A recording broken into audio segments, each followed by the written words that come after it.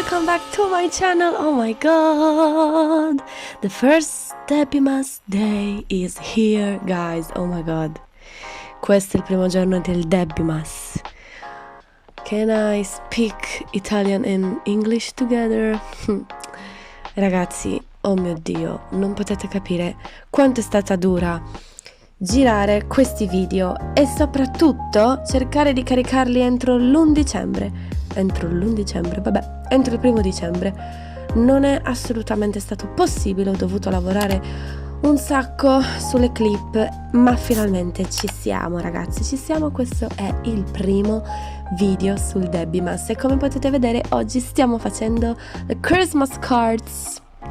Voi ragazzi le adorate e ogni volta, ogni anno le ripropongo, diciamo in qualche modo diverse dall'anno precedente. Quest'anno I made Christmas cards con tutti i bordi da ritagliare, quindi molto più personalizzate, sia di dimensioni più grandi che di dimensioni più piccole, in modo tale che uno può anche adattarlo al pacchetto regalo, per esempio, e può addirittura scriverci dietro, perché ho aggiunto la possibilità di mettere le righe dietro, ragazzi, così potete scrivere il vostro messaggio. Secondo me è qualcosa di super cute.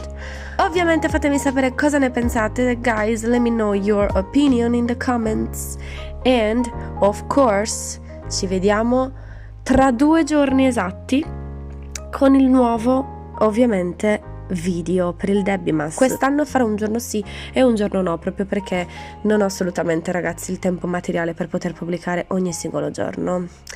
Spero che vi piaccia da morire, spero che vi piaccia, ragazzi, e che ovviamente ricreiate anche voi queste cards. Ovviamente se lo fate taggatemi assolutamente, ragazzi, nel vostro progetto. Usate pure l'hashtag 𝐵𝓸𝓿𝒻𝓆 e tag me in your artworks, of course.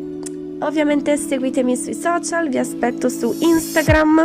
Non so se lo sapete, ma mi hanno chiuso purtroppo la pagina Facebook. Un hacker aveva voglia di farmi questo scherzo e purtroppo ho perso la pagina Facebook. Sto facendo di tutto per cercare di recuperarla, ma non so se ci sarà la possibilità.